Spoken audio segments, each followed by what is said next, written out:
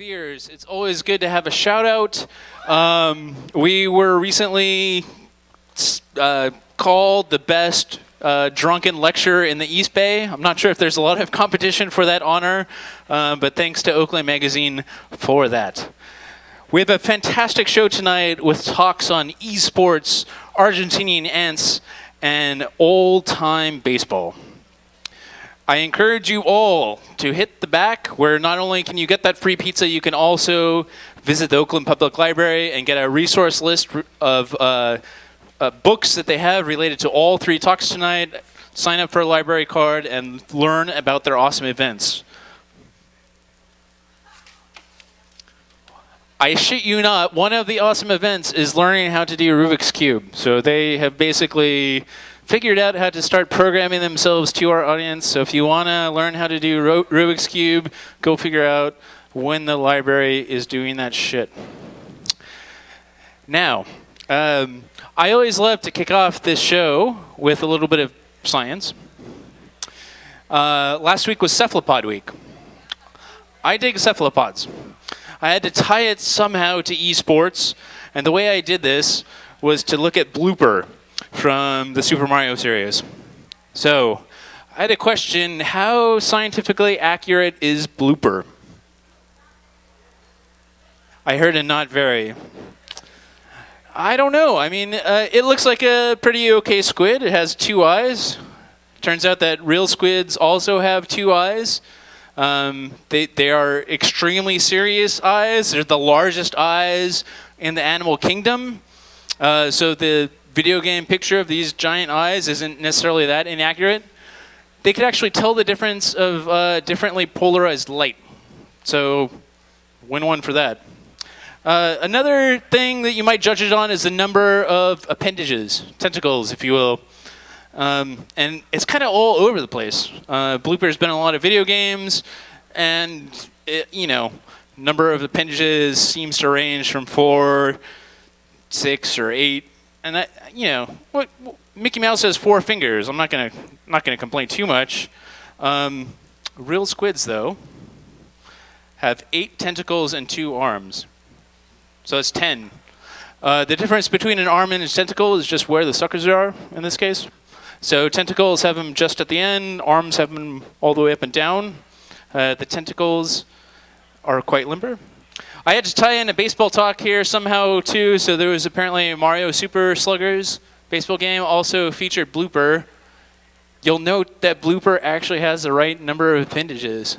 So as video game technology evolved, they actually got the science right. So I'm gonna sort of give them a thumbs up on that too. Let's see, what other things can we judge Blooper on? Ink, right? Squids spit ink. They don't necessarily do it from the mouth, though. It turns out that the ink sac is basically attached to the anus. So I'm going to have to say they did not pass around for how ink is delivered, but I understand why they might not want to do that anatomically correct in a video game. What else? Flying squid? Do you think that's right? Sure, why not? I like that spirit. Indeed, there are flying or gliding squid. Apparently, there's a species of squid that could basically squirt water and use it to propel itself quite far distances. So here you can see that. So actually, it turns out that Super Mario kind of got cephalopods right. Now, here to tell you all about all matter of eSports is Roland Li.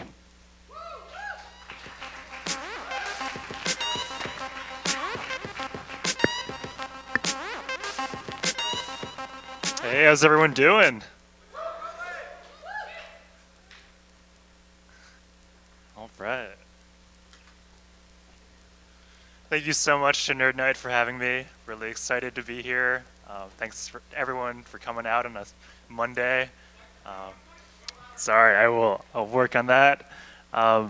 So my talk will be on competitive gaming, which is also known as eSports or electronic sports. When I was growing up as a kid, I used to just go on the family computer and just try to play as many games as I could. My dad would always say, that's a waste of time. Why are you doing this? Go study. you're never going to get anywhere with it. And 10 years later, I see all these kids making millions of dollars playing games. So I'm like, what the hell, Dad? I could have been one of those. But no, it's probably for the best because I discovered that writing is really my passion. And so for the last 2 years, I was working on a book that came out actually last summer. Same title as this one, Good Luck, Have Fun, The Rise of eSports. And Good Luck, Have Fun is kind of what the players are supposed to say when they want to be polite at the start of a match. Just, wishing your opponent the best, but not really. So it was really cool to dig into the history because it actually goes back a lot further than I thought. I mean, I only really started following it about maybe 8 years ago, but I've actually realized that competition has really been part of video games from the beginning, and actually eSports was also part of that from the beginning. So here we go. So in 1962, one of the first video games ever, Space War, came out. And you can see it's a beautiful thing. So actually, if you drive down to Mountain View to the Computer Science Museum, you can see one of these. So about 10 years later, a group of students at Stanford, right down in Silicon Valley, did a competition. And this was covered in Rolling Stone magazine. So you have a very, very early, over 40 years ago, you have this video game competition. And I think the first prize was just a subscription to Rolling Stone for free for a year. So very low stakes, but you had these common elements of community and entertainment and passion, and also you had this media coverage of it. So this kind of documentation of the game as a competition. So I think having those elements, even back then, it really shows that these are kind of the keys of what made video games appealing. You had these, this kind of community feeling from the beginning, and it wasn't just about winning, it was about having this experience, a shared experience, and kind of creating this memory together. So I think that's something that's really been a part of this industry for 40 years now, and it's really that's kind of the driving force. That's why it's really kind of had this lasting effect on people. Because you think, what's the point of watching people play video games when I could just play myself? I mean, there's no real appeal there, right? It's like, you want to be the one in charge, having fun directly. But I've realized that, once you sort of get to know the players and kind of their struggles and their histories and their passions, you think of them as really, your favorite player, your favorite team. And so that really is what, again, is kind of, makes this more than just, what it looks like on paper, which is it's kind of weird, right? So, flash forward, 1990s. So Nintendo starts realizing, hey, if people love our games, if we make this a formalized competition, that's a great way to sell more games, right? And so it becomes sort of a marketing thing. It's not just putting ads in magazines or TV, but it's actually something you can do. You can drive more of an audience engagement. You can kind of get more people participating around the country, and you can make it kind of more than just your standard ad. And so here's what it looked like. Live from Universal Studios Hollywood, ladies and gentlemen, please welcome your host, Jerry Lee Torres.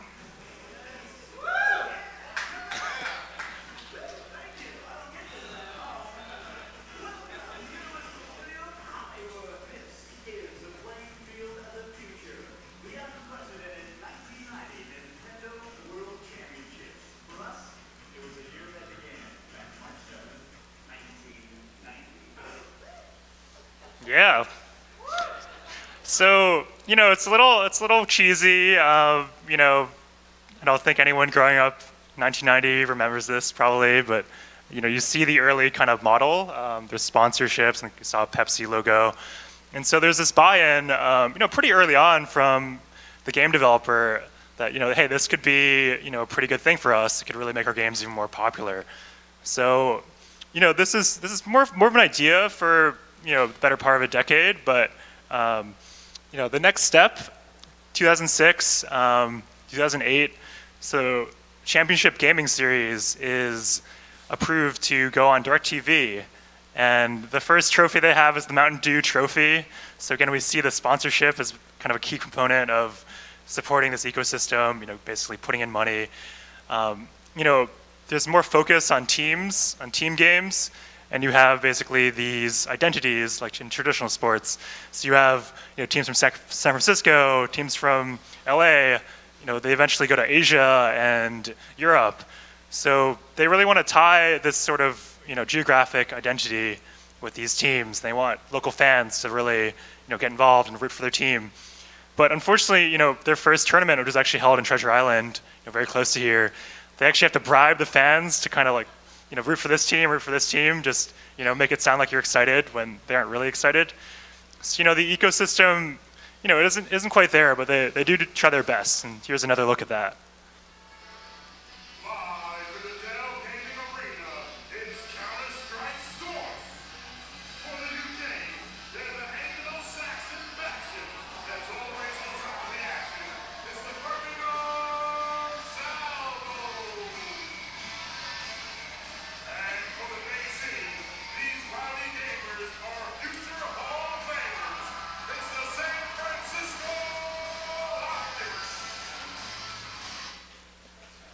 All right, so you're trying to get that same kind of sports feeling, right? But the problem is most of these players, no one really knows who they are.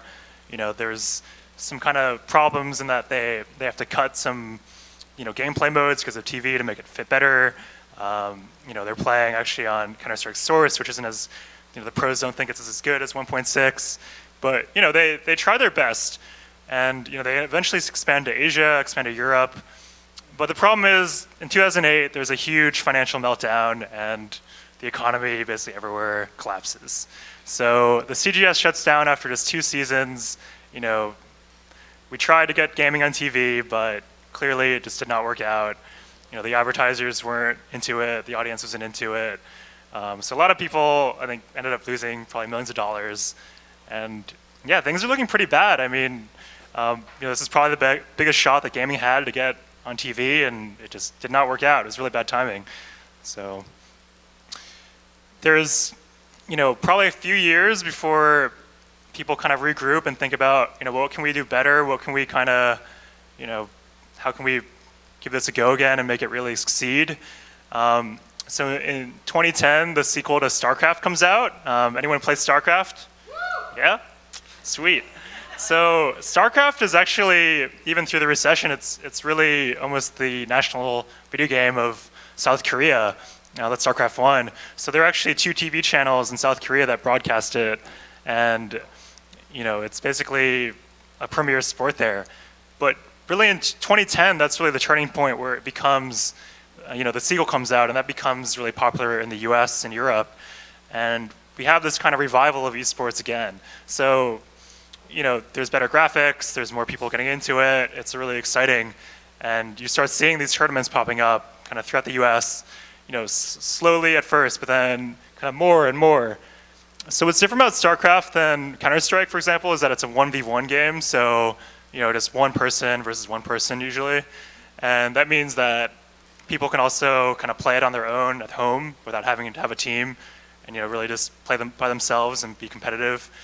And these sort of players get more and more popular, but the problem is a lot of them are South Korean, so they aren't as media savvy, I guess, for the West.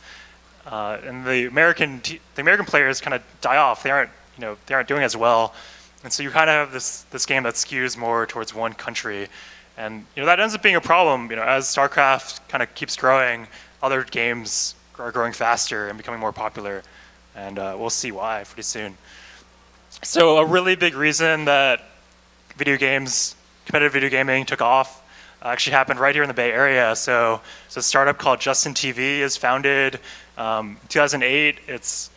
At first it's this guy called Justin Khan who is broadcasting his life 24/7 through a webcam. And this is right around the time that YouTube is starting, so totally novel idea.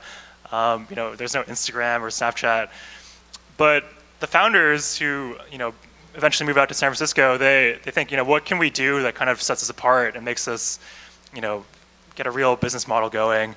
And they end up pivoting into video games because that's kind of what they're doing, just for fun, playing StarCraft. So Twitch ends up being a free service that anyone, you could go home tonight and just start up a channel yourself. You don't have to pay anything. The entire tech is on their side. And if you're popular enough, you can actually make money just playing from your bedroom and having people donate or running ads that people see. So in just the last year, they hit 9.7 million active users and over 2 million broadcasters who each have their own channel. And a few years ago, Amazon buys them for almost $1 billion.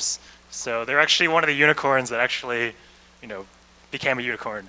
So, so what's the appeal of Twitch?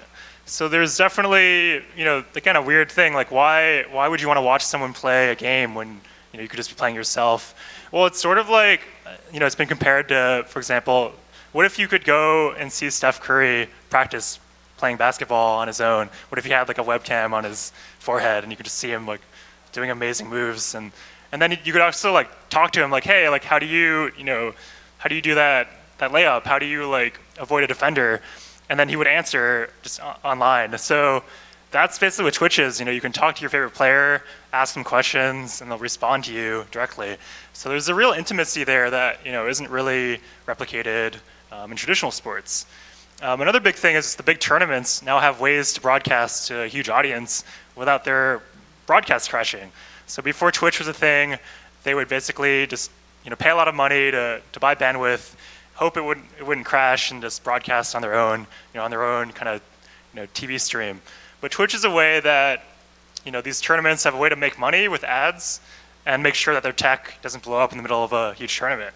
So this is a huge development, a big reason why the industry is so big, as it is now. So things are growing very rapidly right now. You have massive tournaments, players making millions of dollars in prize money, but there's a lot of problems. So I mean, it sounds really great to like play video games all day, right, and just make a lot of money doing it. I mean, who doesn't want to do that? But the problem is, if you're really dedicated and you want to be the best, you have to practice something like 10 hours a day. Like it's basically a full-time job and then some. You can't, a lot of these players drop out of school and never go to college. A lot of them, can't have girlfriends. They just have to practice all day. So it's a tough thing. And, you can work really hard in like technology, just the tech industry right now, and you'll still, you'll get a paycheck for working hard. But if you want to be the best player and you're just not quite there, you probably aren't making any money because only the best players are the ones that are, really getting that payday. So it's almost like trying to be a Hollywood actor or like a famous author. Like only the really top people make that, huge success. So it's very difficult, and the pie is a lot smaller compared to movies or other entertainment. So it's definitely it's a tough business. And if you're practicing all day, there's a really good chance you could just destroy your elbow, destroy your fingers. You need surgery. It's not really healthy to be playing all day, right? So, and as a result, you have a lot of people who, even the most successful ones, that retire by like 28 or even 25 or even younger than that. And if you don't have success and make a lot of tournament winnings, then you might just give up immediately and just have to go back to school. So why do people do that, right? Well, you have to really be passionate about the game that you're playing, and you have to have really a serious drive to want to win. But it's definitely not for everyone, and you have to really have a very singular mentality to succeed. So another big kind of change. So the biggest game right now is League of Legends, and it basically they came out with this kind of box, and looks like any game you could play. But what was really innovative for them was the whole free-to-play model. So again, you could go home right now, after this talk, and download the game for free, and basically play as much as you wanted for free without paying anything. And this was, this is probably pretty common now, but 10 years ago, almost every big game, was $50, and you have to just pay for it. So instead, what they do is you pay for characters or just special kind of effects, visual effects that make you look cool, but they don't have any impact on how strong you are. So it's a very competitive game that you can't just pay to win at, but people are so passionate about it that they want to look cool and they just want to pay $10 or $20 for cool visual effect. So that became a really powerful model because you could basically dive into this without spending any money, sort of a non-commitment thing. And the game would keep evolving. So they would keep adding new characters. They would keep adding, new maps, new kind of modes. And you wouldn't actually have to pay anything if you didn't want to. So that's how this game kind of, just became a worldwide phenomenon. And, tens of millions of people play it now. And another big thing, Riot, which is the developer, they understood that esports was a really great marketing tool and also just a way to connect with their fan base. So they invested into a league, LCS, which goes on all year. So last year they sold out Madison Square Garden in New York, which is pretty unbelievable. Like, one of the most famous arenas in the world. They've sold out the Staples Center in LA, and we have audience members from all over the world coming in to watch it. So again, it's the community aspect. Just finding kind of your favorite player. So each region kind of has its own tournament, and those all feed into the World Championship. So it was, a really smart move by Riot, and one that's really been very popular.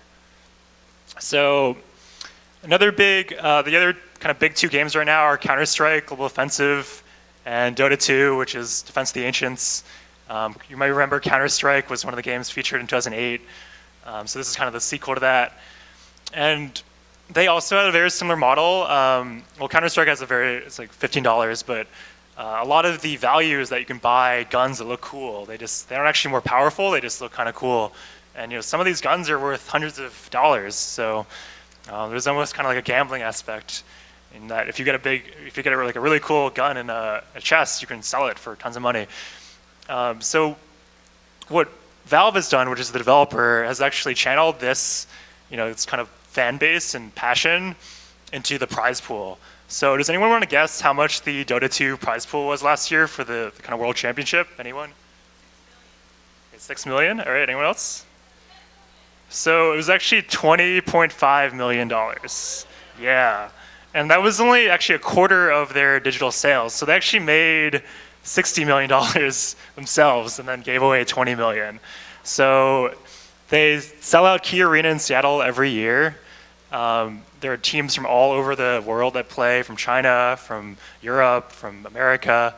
And, the top team, I think last year got something like $9 million just for winning.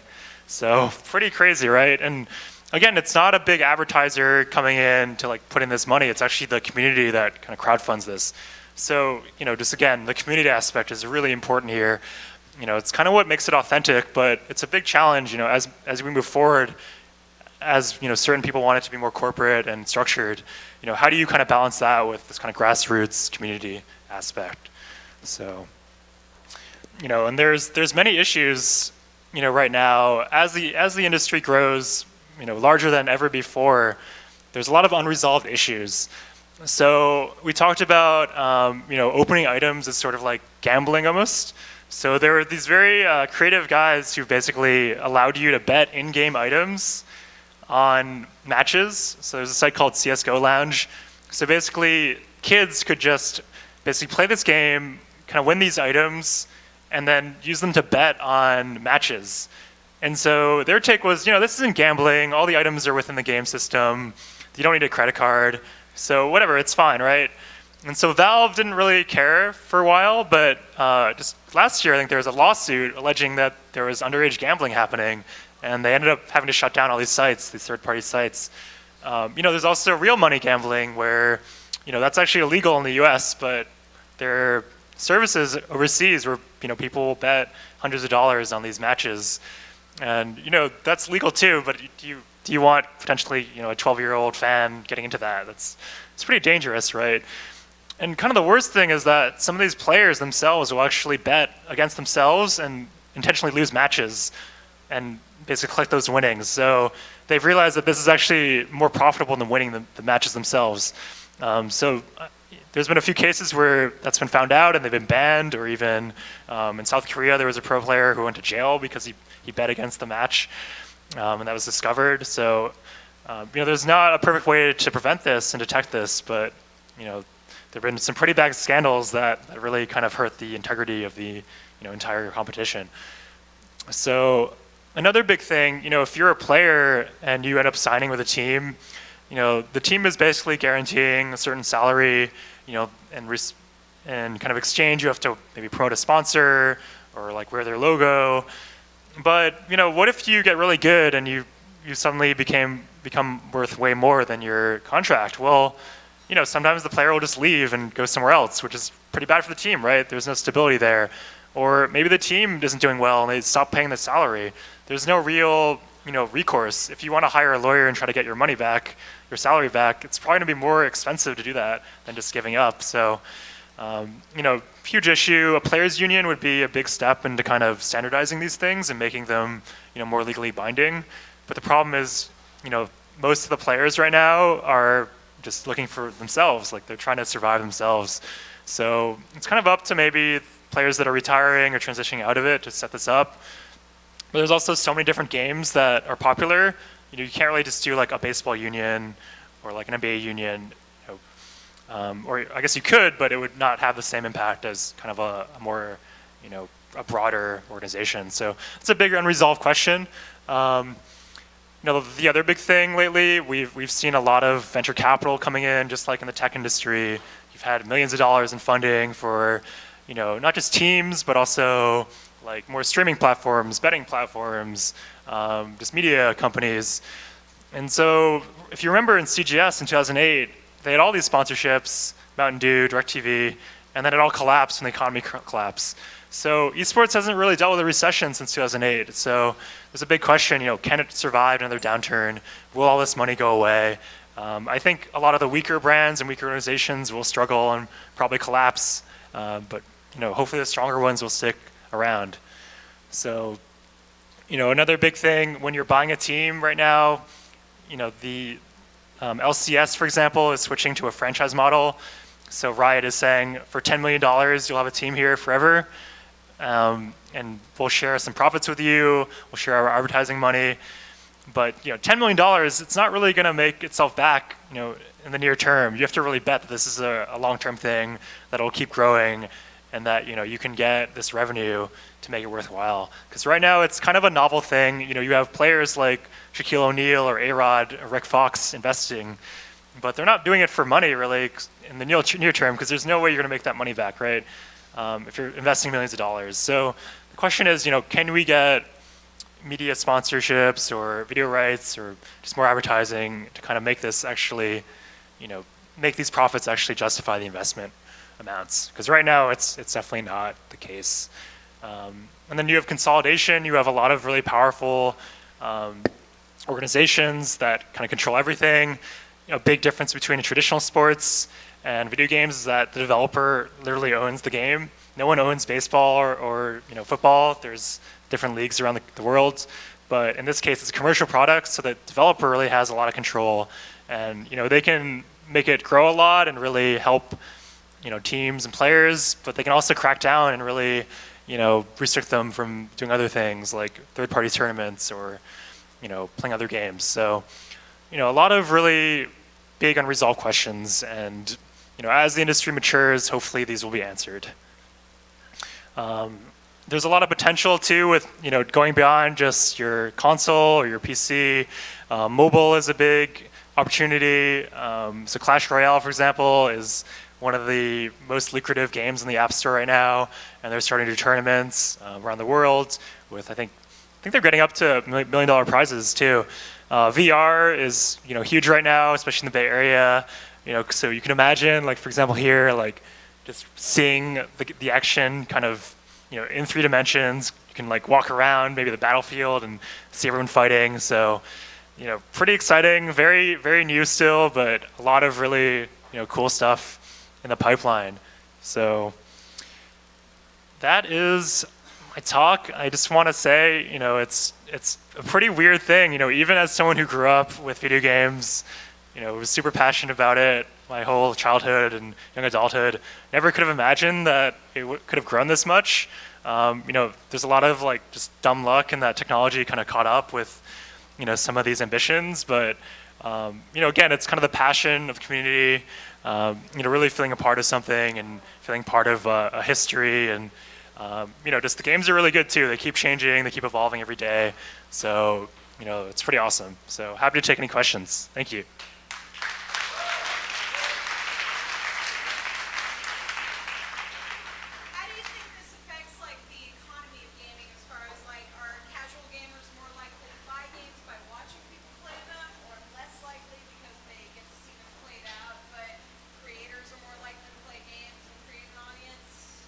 Yeah. Yeah. I was going to. So the question was, how does this affect the economy of games? Does esports kind of attract more casual players, and does it also, allow content creators to kind of, produce more stuff? Yeah. I mean, I think, Twitch isn't just competitive gaming. It's also just like casual kind of personality-driven channels where, you're just like watching this person play and just like he or she is entertaining and it's fun to be around. I think the beauty of a lot of these games is that they're really hard, but they're also accessible, and that you can just start playing, and just have a good time without being good at it. So I think those are kind of the best, most popular games. They're really kind of easy to get into, but really hard to master. So I think we've seen, and again, having it be free, like that makes it a lot easier than paying $50 to just try it out. So I think we see, even games that may have never been kind of competitive esports or modeled that way in the past have kind of taken these elements like free-to-play model, or trying to get players to kind of show them off on Twitch. So, sure. So I noticed in the competitive gaming that there were all white guys. Are there any women or people of color? Is that considered an untapped market, or is it just something that's been written off and it's all just very commodified? Yeah, absolutely. So the question was, it's a great question. Everyone in that video was white and male. Is there, where's the diversity? Is that a challenge? Absolutely. I mean, I think I actually have a chapter in the book just on that. So like women and, racial minorities, they definitely aren't as common. I mean, Asian Americans and just, Asians, Koreans, Chinese, they're pretty common. Like there's kind of this whole industry in Asia. But for sure, like women gamers, I mean, there really haven't been too many breakout women gamers, and no one's made, millions of dollars as a woman. So I think a lot of that is, it's cultural, even though, so traditional sports, you have this division between like the men's team and the women's team for like, biological reasons. But in theory, esports should all be accessible because it is, it's not like a physical thing. It's more of a mental thing. But I think what I've learned from talking to women professional gamers is that it's really difficult to get in culturally. Like you'll always be kind of judged differently. Your motives will be questioned. Like, are you just trying to do this like get a boyfriend, or like it's pretty nasty stuff. And it's a really tough question. So there are some female-only tournaments that are run, but some people feel like this is just like perpetuating the inequality. Like, why are you doing this? Other people think like, if they're not good enough to qualify for the main tournament, why are they, why should they play at all? But, a lot of the proponents say like, this is a good first step just to like give them a platform and like create role models just to see like, hey, like there are people like you. So it's definitely a really big work in progress. I think there's a lot more that could be done, both from the developer side, from tournament organizers, from teams. But I think like more people are realizing, hey, this is like a problem. Like 40% of women are actually gamers, or I think it's more than that now. So trying to appeal to a broader audience is a huge, challenge. Okay, last question.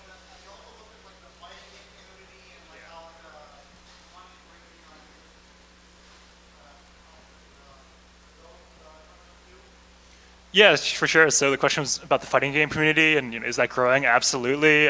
So fighting games, which are mostly like 1 versus 1 kind of 2D battle games, they were not as popular as far as like the amount of money and the scale, because most of these games have to be played like in person. So you didn't have that huge kind of critical mass of the internet. But we're seeing events like Evo in Las Vegas have like millions of dollars in prize money now. I think a lot of people find fighting games more like like Street Fighter, Mortal Kombat, like they're just more accessible because you don't have like tons of characters. So I think that's for sure growing a lot, but there is a lot of backlash and tension between, kind of keeping that grassroots momentum and community, and also getting corporate sponsors. So okay, that's unfortunately the last question, but I'll be back there. I got some books to sell if you're more interested, and happy to talk more. Thanks so much. Thank Roland Li. We're going to take a 10-minute break. Please go talk to Roland about his book. Please also talk to the Oakland Public Library, and of course, grab a drink. We'll be back in 10 with a talk on Argentinian ants.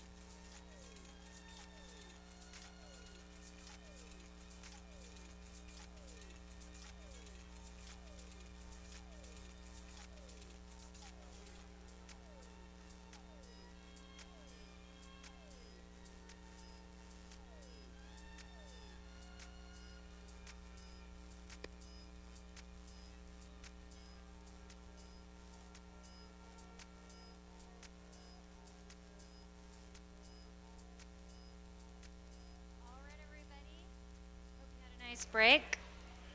So our next speaker, Jenna Florio, is going to talk about ants. And she has a really fascinating, informative, scientific talk that I'm excited for you all to hear. And it's funny that Rick spoke about the scientific basis behind blooper, because my intro to Jenna's talk is somewhat similarly themed. When I looked at all her slides talking about ants, it made me wonder about this guy. Oh, come on, you guys. This is his first appearance. That's Ant-Man. Okay, you know this guy, right? That's the more familiar these days version. So how scientifically accurate is Ant-Man? Well, what are his powers that we know of? Let's see. He can shrink in size, as you know, down to the size of about an ant. And he can communicate. His nifty helmet allows him to communicate with ants and kind of control their behavior and use them as his army, which is very useful to him. But is it scientifically accurate? Well, let's talk about some of the issues surrounding Ant-Man. First of all, he's a man. The ants that do interesting stuff are the girls. Your worker ants that are really doing stuff are all female. Yeah, thank you. Male ants are, let's admit it, sperm bombs. Right? That's what they do. They reproduce and then they die. That's a slight exaggeration, a slight oversimplification, but come on. Ant-Man really should be Ant-Woman. Given that he is male, though, he ought to have wings, as male ants typically do, so they can fly and find a colony and a queen to mate with. And finally, Ant-Man's control, his psychic control of the ants via his helmet, doesn't really reflect ant society very well. Ants are considered sort of a superorganism, right? They cooperate together and make collective decisions in a really fascinating way, a lot more like the Borg than like Ant-Man, who's, you know, very top-down hierarchy controlling them. So I think what we have here basically is a superhero who can shrink into tiny size and control bugs. He should not be called Ant-Man. It's inappropriate. It's a total fail. He needs a different name. I have a few suggestions. Any of these would be more scientifically accurate. So now, without any further delay, is Jenna Florio to talk about ants. Great. Here, I'll put this down. Take your spot. Thank you. Great. Well, thank you for that very accurate, breakdown of all of our problems with Ant-Man. Especially if you ever want to piss off a female entomologist, refer to every ant you see as he, especially. So today we're going to talk about the Argentine ants. This is my fun little graphic here. You're going to see a lot of these today. The Argentine ant is, they live in this thing called a super colony, which is a huge colony when you hear that. But they're these tiny little ants. So the main one that you see here is actually a different species. It's these ones right here, which are the Argentine ant. So that's what we're going to talk about today. To start off, insects actually rule the planet, if you guys didn't know that. This is something that we call a speciescape. So it kind of puts all of life on the planet into a nice size representation. So as you can see, the fly is the biggest one because insects make up about half of all life on Earth, a little bit more than the majority. And like humans or any kind of mammal is actually only 3%. So try to put that kind of all into your mind. And even with that, ants kind of rule the planet, or even in the insect world, in terms of abundance. So this is a fun little way to kind of think about it. If you go to Manhattan, the first thing that you see when you walk out, or if you're in downtown San Francisco, is lots of people, right? But there's actually almost way more than double the amount of ants than there are people, even in a place like Manhattan, which is kind of scary when you think about all of that that's crawling underneath your feet. So we like to call them the invisible majority. They are everything on this planet. They're more successful than us, but yet most of us don't even think about them. So there's about 20,000 species. We've discovered about 16,000, so we have a lot more to discover. There's about 100 species in California alone, and about 19 species just here in San Francisco and in the Bay Area. But what is an ant? How many of you have seen ants before? Everyone, right? Yeah. But see, we all think we know what ants are. You know, everyone has their own experience. Maybe as a little kid you liked ants. But we never really think, you know, what is an ant? And people are always shocked when we tell them little things like, you know, most ants that you see are female. You hardly ever will see a male. But so just to start, ants are part of the Hymenoptera family. That's what us entomologists like to call things that are considered bees, wasps, and ants. So they're all related to wasps, which is why sometimes ants actually can sting you, which is not really fun. Luckily here in the Bay, we don't have too many stinging ants. Instead, we have this little one. So this ant is what I'm going to be talking about today, the Argentine ant. An important thing here is, just as we talk about ants, is you can never really think of an ant as an individual. You have to think about how the colony works as a whole. So when you have like an ant invasion in your home and you're really proud of yourself for killing all of these little ants, that's like losing a few hairs to the colony. They don't care. They're going to keep surviving. And that's just a funny way for us to feel good about, you know, we can control these ants. But in reality, we can't. They are dominating us, and that's because they live in something called a colony. So ants are social, just as some wasps or some bees. And they have a hierarchical structure. They all live underground. Sometimes they live above ground.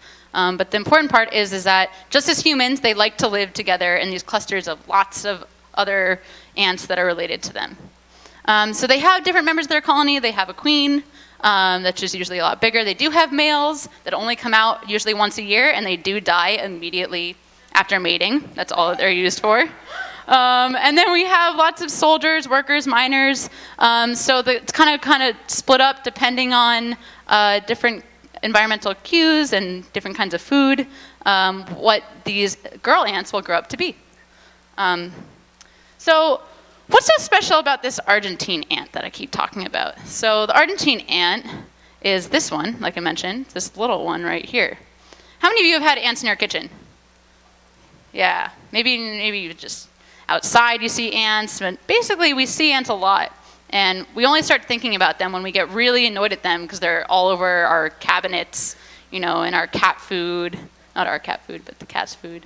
And so this Argentine ant is the one that you're seeing. They dominate the Bay Area, and they actually have a very interesting story behind them. So the Argentine ant, if you couldn't tell, we like to call them Argies as in the lab. The Argentine ant came from Argentina, in northern Argentina. And in northern Argentina, it's very wet. So they are in this area that is in between two rivers, and it's constantly being flooded. And when it gets flooded, these ants, kind of similar to the ones here, when it rains, they run inside. They try to find safety. So these Argentine ants in Argentina, they will go run up the trees, and they'll find, you know, a nice dry pocket. And then as soon as they come down, once the rain settles, they fight each other. So these ants are very aggressive. And the reason that they do that is because they're constantly being tested. They're constantly being displaced, and then they have to go back and defend their territory. But the important thing about these ants is that even though they're all of the same species, they're all the Argentine ant, they're all from different colonies. So that's why they're fighting each other. Kind of like what I like to say is if your neighbor were to walk onto your lawn and you just immediately kill them. That's what these ants are doing. And that's because, you know, they need this territory in order to forage and get food and then raise their young.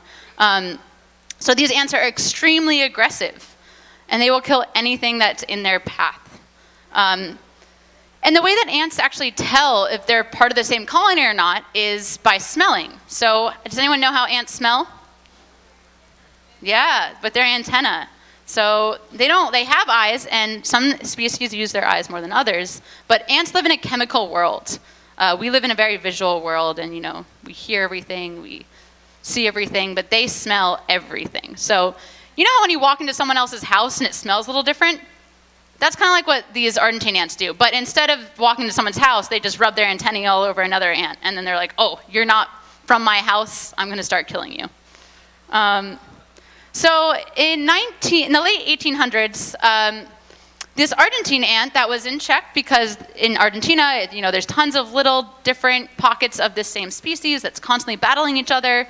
One of those families of Argentine ants somehow got onto a boat. By us humans, probably. How else would the boat get there? And then it came up to New Orleans. So it was first spotted in New Orleans, I think it was like 1890. And then a few years later, it actually was seen in California, in LA, and San Francisco around the same time, in 1907. So they actually think that the Argentine ant got a ride on the train. So they're very connected to us. So it got a ride over to the train, and it just started, it was very happy.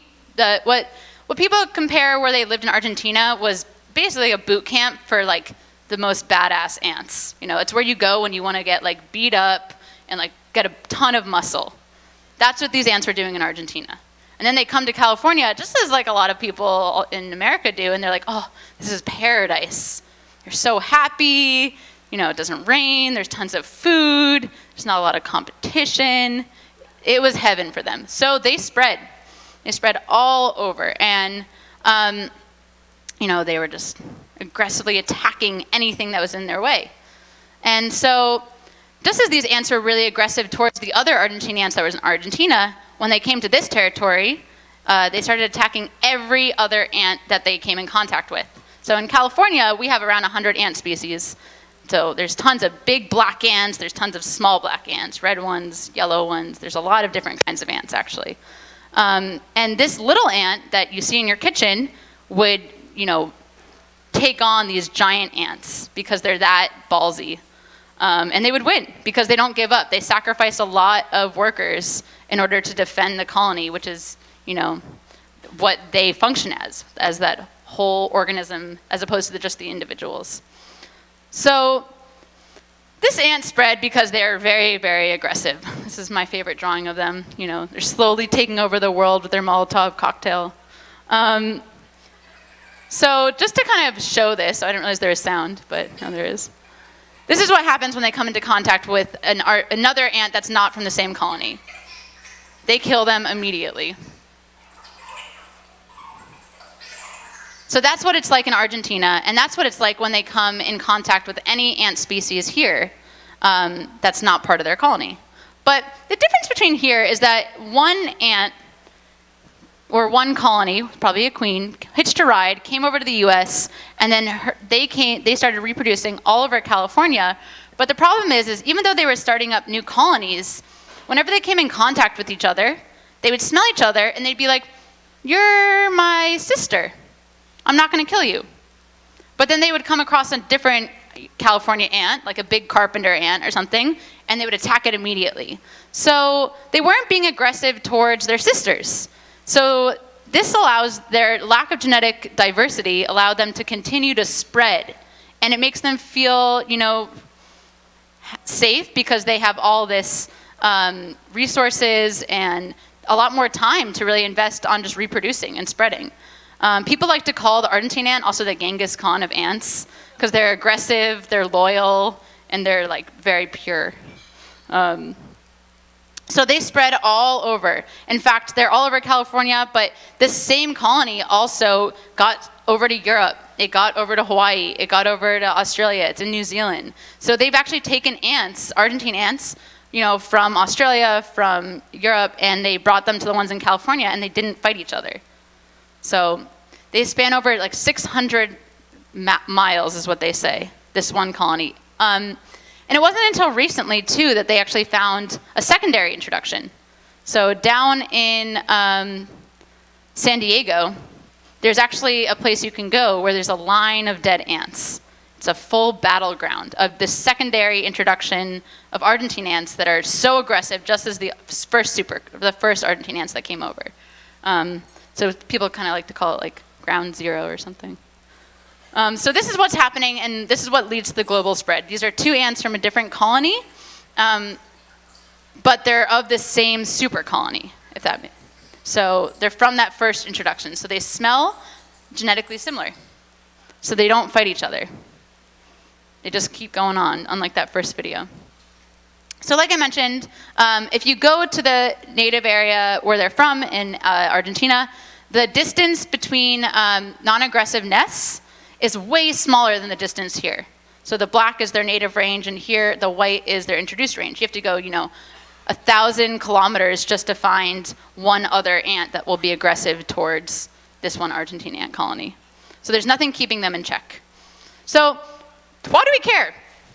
These ants are like us. They're really similar. They're so successful at spreading, and they don't let anything really stop them. And we get really annoyed by them because they thrive with us too. Kind of like, I was thinking all day how to compare baseball to ants, because I know that's a big topic here.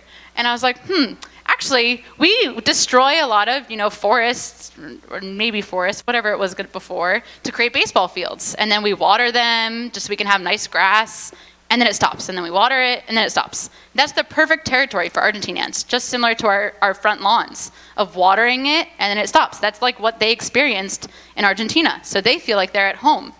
Also, that's why when it rains, they all run inside.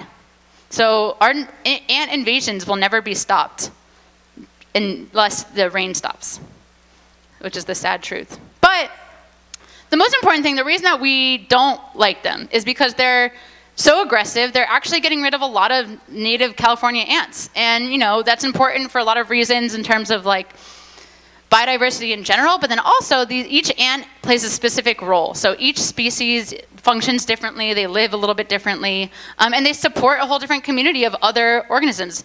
Ants are like the glue of rainforest or of any forest. They can't really function without ants because each ant kind of plays a role, whether that be aerating soil, spreading seeds, or for this horn lizard that we have here in California, they're food for the horn lizard. So now you see huge population declines of this horn lizard because they can't eat the Argentine ants. One, because they're too small, so they have to eat like 15 of them just to get the same amount of nutrients as one of the bigger California ants they used to eat. But then two, because the Argentine ants are so aggressive, they start attacking the horn lizard. So the horn lizard ends up getting eaten or like attacked by its own food, which is so sad. Another reason is because they actually farm aphids and mealybugs, and these are big pests to a lot of the farming industry here in California. Also, they're all over our homes, which is why people don't like them. You've probably had experiences with them in your kitchen, which is pretty annoying. But once again, like we said, like they are us. They love our territory. They spread just like us. So they are our ant. So these are some of the questions that we kind of ask in our lab. But I wanted to ask you guys what you think the number one question we get as ant researchers. Yeah, there you go. So that's the question that, every ant researcher is always expecting whenever they give any talk. They're like, I even started giving talks to kids, and usually they don't ask the question, it's the teacher that asks the question. So they're teaching the kids this one question, to be annoyed by ants. Yeah, how to get them out of my kitchen, right? They're pretty scary when they're swarming, and they're pretty annoying. That's like a native, inherent fear of any human to be terrified of anything that swarms like this. This is where I come in. So I actually work here at Berkeley as a research assistant, and I work to try to get people, like everyday people, a little bit more involved in the research that we do about ants.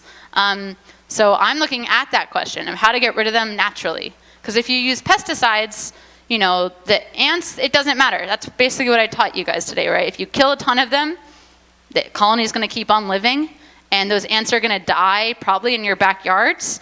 And then they're either, like your kids are going to play in that backyard and eat some dirt that's going to have a ton of pesticides on it without you even knowing. You're going to grow some tomatoes and eat some pesticides. Or it's going to rain and it's going to your water system, which is not good. And so everyone, we all know that we shouldn't be using the raid, but then we get so frustrated that we do sometimes. But that's why we wanted to kind of, do a study that actually looks at what is the best way to get rid of them naturally. There's tons of DIY blogs on what we think is the best, but this is where we need your help. So next time you have an ant invasion, go to my website, which is backyardbiodiversity.org, and try one of the natural pesticides that we recommend, which are black pepper, cayenne, cloves, cinnamon. There's tons of them, lemon, vinegar. Everyone has an old wives' tale of which one works best. And we want to know which one actually works best and then test it in our lab. So the more people that we have help us try to answer this question, the better it'll serve you and everyone else in the future, and it'll serve us. So it's a really fun project that we're doing to turn that dreaded question into a fun science opportunity. And on that note too, if you guys ever want to learn more about ants, you can come to the California Academy of Sciences. We always have an ant table during nightlife. Where we usually bring live ants. We talk a lot about live ants. We'll answer every single question that you have about ants. So yeah, and with that, I want to just say thank you to everyone, especially to the lab at UC Berkeley where they do all this research on Argentine ants. Yeah, so thanks. And this is a fun picture. Yeah. Is there any questions? How am I on time? Good. Uh-huh.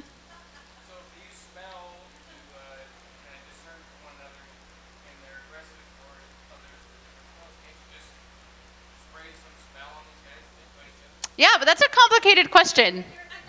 Yeah, the question is, if they're so aggressive towards other ants that smell differently than them, why don't you just spray the same Argentine ants with a different smell? That's a really good question. That's kind of like what we are looking at. You can't just spray them with any smell. We need to understand the smell that they smell like a little bit more, and what are those cues that make them, all of a sudden super aggressive. And that's something that our lab especially looks at of their hydrocarbons, which is their smell makeup, and what then also starts that aggression. So yeah, good question. If you have more questions about that, you can also ask some of my lab members, which are here. Yeah? Any other questions? Uh-huh. There was a Nerd Nite a few years ago about eating insects. Yeah. So I am wondering if there have been any attempts to eat these, and if so, if you have an understanding what they taste like. So it's one of my passions. I love the idea of eating bugs. There's actually a really fun company in San Francisco called Bitty Foods. They make cricket chips. In terms of the edible insect world, ants are a little hard because it's hard to kind of farm them in a way, at least the ants that we want. Even as researchers, it's hard to keep some colonies alive in your lab. And so until that infrastructure is there, people don't really want to eat. It's really hard to forage ants too, to get a ton of them at once. There are cultures that do eat them, especially in the Amazon, because they have things like citronella ants, which taste like lemon. And people will use them, in these like amazing dishes and crush them up or eat them whole. And those ones, they actually usually capture them during their mating flights, because that's when there's a ton of them in one area, and they can just capture a bunch at once. So eating ants is something that is probably going to be happening a little bit more in the future, but until then, we have to understand the best ways to capture them, farm them, and raise them sustainably. But the fun thing about eating ants is that each ant actually tastes so different. Because they all have different, smells that they give off, or some of them are called, they spray formic acid, which is, really gross.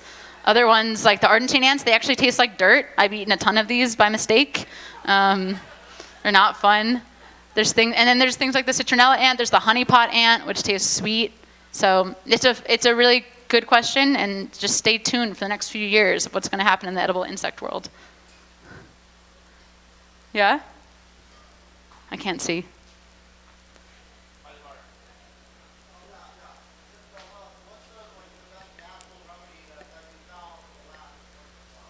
So we're still looking. What's the best natural remedy to get rid of them? We're still definitely looking on which one works the best. But I'm going to tell you which ones don't work, because I don't want to tell you which ones work, because that could be wrong. Cinnamon might work. Black pepper and cayenne pepper do not work. So don't use those. But there's tons of other ones that I don't want to say anecdotally which one works better because we don't have enough data to really say that yet, which is where we need everyone's help. Yeah. Any other questions?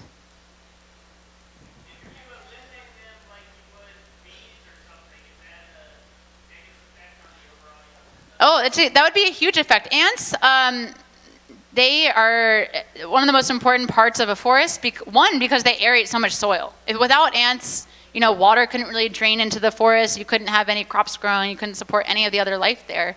But ants do a ton of stuff.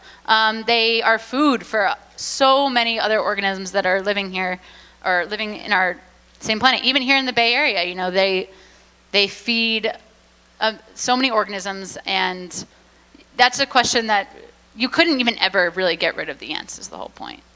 They are the dominant life form on Earth. Yeah. Uh-huh. So how big is a colony? Is it like one colony for my house, one colony for my neighbor's house, one queen supporting all the neighbors? It kind of depends on how big are the colonies. They can be really big. They can be like, I don't know, what do you think, Elizabeth? Argentine colonies can have hundreds of queens. Yeah. And this could be in one single small area underneath a rock. So that could be hundreds of queens, tens of thousands of workers. And these better ants can be tens of millions of workers. So there's a lot of variation across all of that. Can you repeat that? Yeah. So she said that Argentine colonies have hundreds of queens. Each colony is a little different, but they have multiple queens and not just one queen, and that's depending on each ant species. Some of them have one, some of them have multiple. And then they have about somewhere of like, would you say, 1 million workers, or thousands or 10,000 workers?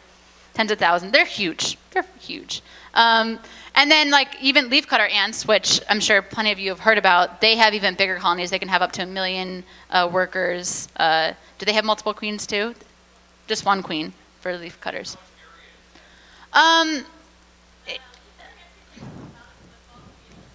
Yep. So a football field for leafcutters. Argentine ants, because they live in the super colony, it kind of gets gray on which colony is just one. But they span all of California right now.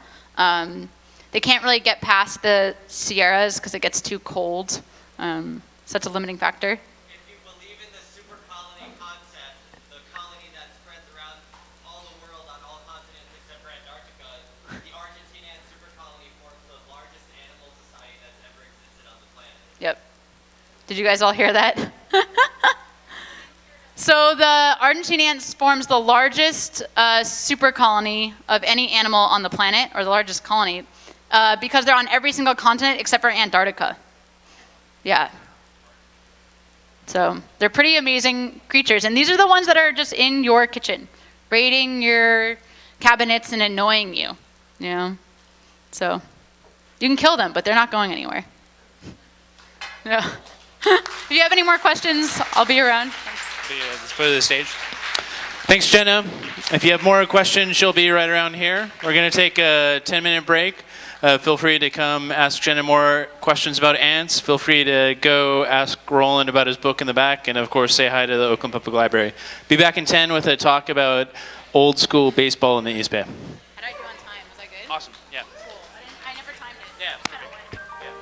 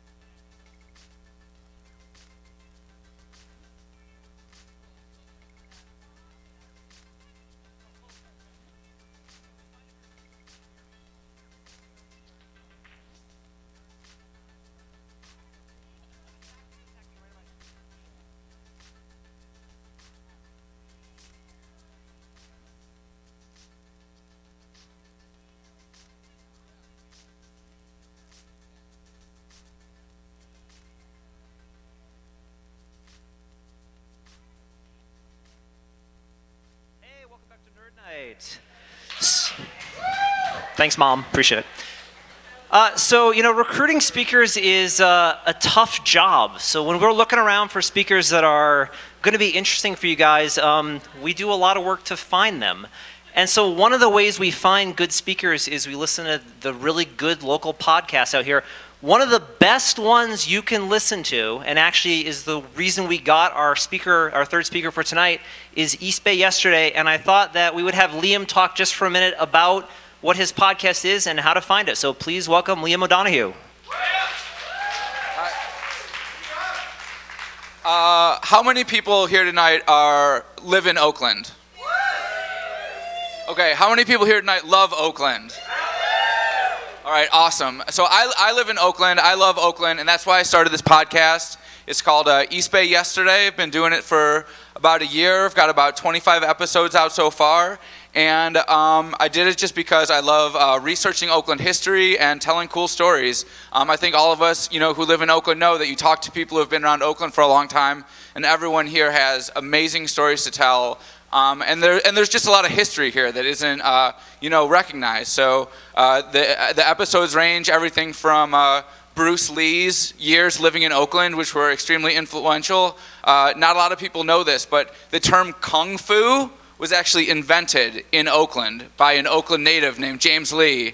The martial arts style was not invented in Oakland, but the term kung fu came from Oakland. So lots of interesting stories about that. Everything from arts, politics. I know one of the ones that Cyrus mentioned earlier to me that he thinks is really interesting is I did an episode about the history of the KKK in Oakland. Not a lot of people know that, but the Ku Klux Klan actually had a lot of control in Oakland during the 1920s. So, some of the episodes are a little more serious, some are a little bit more playful, but to get you guys interested in the podcast, I'm just going to be up here for one more minute, but wanted to just mention a couple random sort of Oakland facts that I've come across or East Bay facts rather, that I've come across while researching the show. So one is kind of relevant now with everything happening politically. The very first sanctuary city in the entire United States was Berkeley, California. And Oakland came not long after that, but Berkeley, 1971, way before everybody else. Let's see what else. The only black whaling captain, the only African-American whaling captain in West Coast history lived right here in West Oakland, and his house still exists. You can see it, Captain William Shorey. What else? The first dystopian novel ever written, the template for The Hunger Games, 1984, all that was written by Jack London. It was called Iron Fist, and he worked in Oakland sweatshops in the late 1800s, where he got some of ideas about, the gears of machinery crushing people, and it strongly informed his novel that, even George Orwell himself said, Jack London, he really nailed it. Everything else that's come since then in terms of dystopian novels has been building off that idea that he got the ball rolling right here in Oakland, California. And then just one more thing, the Ohlone people, the native people that lived here before colonization, some of the shell mounds that they found up along the bay are older than the Egyptian pyramids. So, people have been in the Bay Area for a very long time, and this show goes everything from Ohlone history to things that have happened in the 90s, sideshows, so all Oakland all the time, check it out. You might not remember, so if you feel like it, pull out your phone right now. It's on iTunes, Stitcher, all that stuff. Subscribe, East Bay Yesterday, and thank you. Give it up for, Nerd Nite, Best of the Bay, congratulations, and Cyrus Farvar, who's about to tell an awesome story that he researched for East Bay Yesterday about the history of baseball in the East Bay. Nice. Awesome. Woo! Great job. Where is Cyrus? He's coming up. What's up, friends? Hey, how you doing, friends? What's going on? Oh, different. Oh, I have a clicker thing. That's cool. All right. How you guys doing? Thanks for coming out tonight. It's Monday. I know you're tired. I'm tired too. I will try to keep this, light and fun. How many baseball fans are in the house tonight? All right, cool. How many non-baseball fans are in the house tonight? All right. I'll try to keep this entertaining for you non-baseball fans. Okay, so my name is Sarus Farivar. I've lived in Oakland for 15 years. I did not grow up here. I grew up in Santa Monica, California, Los Angeles County, a little down south. The Dodgers will always be my number one team, so I'm sorry if you're Giants fans. I'm sorry. I do love the A's. The A's are my number one team. I'm going to the game on Friday night. This Friday night at the A's, tickets are $5, friends. They're $5. Go down to the Coliseum, get yourself a $5 ticket. I will be there. You'll see me. Anyway, so yeah, we're here to talk about baseball. How does this thing work? Back, forward. What does this do? Oh, okay. I don't understand how technology works. I'm a technology journalist. I work for a tech news website called Ars Technica. No, that's true, actually. I work for a tech news website called Ars Technica. I normally write about technology, surveillance, privacy, lots of other things. But one of my, second loves is baseball. And I have been to way more A's games than Dodgers games in the last 15 years. You'll see me, I do come to the A's games. When was I last there? Probably a few weeks ago. A neighbor of mine had extra A's tickets. He called me, and I went with my 3-year-old daughter. I was telling somebody earlier tonight, for those of you who are not baseball fans, you may or may not know that the A's had a very popular player by the name of Stephen Vogt. He was a catcher, or he is a catcher. Stephen Vogt, right. I believe in Stephen Vogt, yeah. There was a chant. Yeah, you guys know, right. So if you're not a baseball fan, you might not know that Stephen Vogt was released by the Oakland A's this past weekend, which is very sad. But 2 days ago, my 3-year-old daughter and I sat down and we wrote a letter in crayon to Stephen Vogt saying, we love Stephen Vogt, we hope you do well. Yeah, that's a microphone. Okay, so yeah, the A's, so I'm here to talk about baseball before the A's, right? So we all know and love the A's. Chris Davis is one of the A's stars right now. The Coliseum is not one of the most pretty venues for baseball right now, but the tickets are cheap, so you can't complain. So the A's are there. The A's have been in Oakland for almost 50 years, which is pretty incredible. You guys might have seen these Rooted in Oakland banners around town. You guys might have seen the flags, and there's a banner off of Telegraph over here. That says Rooted in Oakland. And, we're losing. If you're a sports fan in Oakland, you probably know the Warriors are leaving Oakland pretty soon. I know. We're all very sad about that. I know. The Raiders are leaving Oakland too. So if you're a sports fan in Oakland, you're stuck with the A's, who are right now at the bottom of the American League West. And that's just how it is. You've got cheap baseball tickets, so that's all you got. So.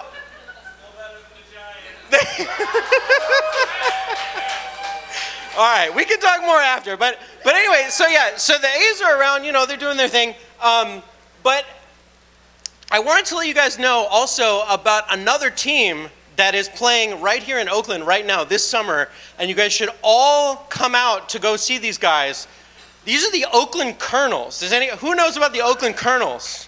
All right, a few of you guys. All right, so the Oakland Colonels, they belong to something called the Bay Area Vintage Baseball League. They play baseball based on baseball, 2 words. Baseball was how they did it in the 1880s. This is a picture from 2015 that is in the style of the late 19th century. So they play baseball based on 1886 rules. If you go to BAVBB.org, I believe it is, BayAreaVintageBaseball.org, you can learn about what crazy old-timey baseball, as my wife calls it, looks like. And they wear these amazing uniforms. They have these cool short-brim caps, like a cycling cap. They got these crazy striped socks. These guys look amazing, and they play here in Mosswood Park, right over here on MLK, right by Kaiser. Go check out their schedule. You can go for free, grab a 6-pack, grab a sandwich, just come and hang out. It's a really fun time. I'm out there from time to time. This is what they look like in more kind of contemporary colors. They're green and white. These guys are, they play amazing baseball.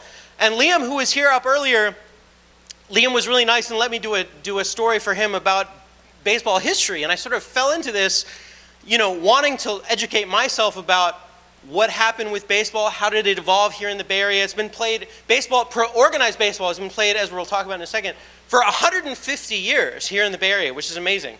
The first organized baseball game was played in 1866. Oakland was incorporated as a city in 1852.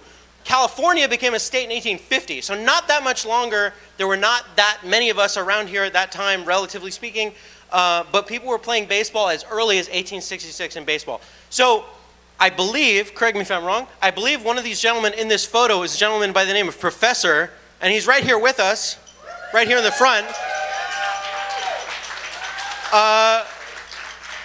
Professor, come on up here, man. Come on up.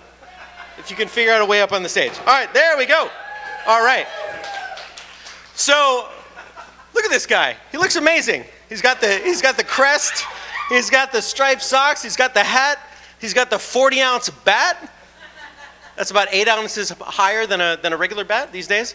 But I wanted to invite Professor as my pinch hitter for a couple of minutes to just talk to you guys about a little bit about what Bay Area vintage baseball is.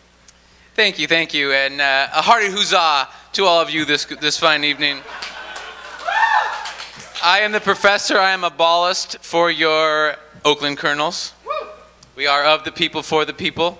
And what vintage baseball basically is a full, you can sort of think of it as a Civil War reproduction that's competitive, where the outcome is not quite known yet. So we play by the 1886 rules, which means compared to the modern game, instead of, say, 4 balls for a walk, it's 7 balls.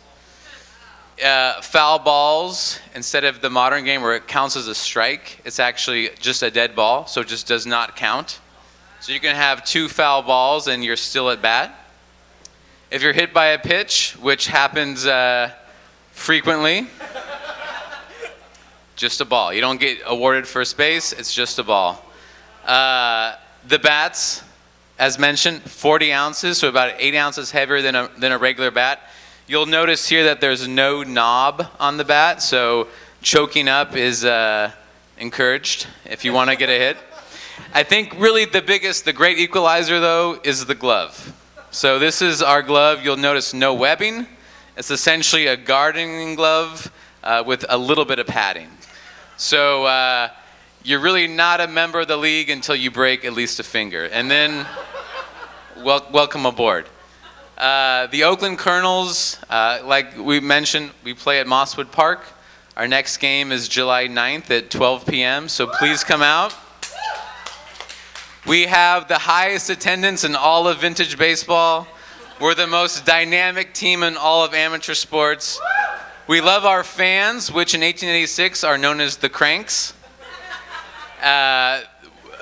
We are a very gentlemanly team on the field. Off this field is a little bit different when we get back to 2017. But in our league, there's no cursing. If you curse, you're fined $1. If you curse in the company of a lady, it's a $5 fine. If the lady curses, we just we buy her a strong, stiff drink afterwards. So. But we love Oakland. We love playing for the Oakland fans. It's a great way. It's such a pure way to play baseball. I mean, it's such a great equalizer to be out there. You never know what's going to happen from play to play with these little 5-finger gloves and these 40-ounce bats. Nobody knows what's going to happen. It's a great equalizer, and it's a great time. And we encourage everyone to come out and have a good time. Bring your family. Bring a 6-pack. It's Mosswood Park. Bring whatever you want. And we'll put on a good show for you. We love you. We are your Oakland Colonels. Thank you. Hip, hip, huzzah! Thanks, man. Yeah, I didn't even know he was going to be here until earlier tonight, so this is pretty fun. Yeah, so I got to go out to Dublin, and these pictures, I had one earlier from Dublin. One of the really fun things about 1880s baseball is the umpire wears a top hat and a suit. That's the umpire back there. He is properly addressed as sir. So you say, sir, I would like a high zone. The high zone, of course, is from, correct me if I'm wrong, from the belt to the chest. The low zone is from the belt to the knees. A modern day strike zone is from the knees to the chest over the plate. He dresses, all these guys have amazing clothes. I wish I had a suit like this. You'll also notice another slight difference. they're not pitching from a mound. They're actually pitching from flat ground. And I believe they level the field when they go out and play at some of these ballparks. And they pitch from slightly closer distance. A modern mound is 60 feet 6 inches. A 1886 rules is anywhere between 50 feet and 57 feet.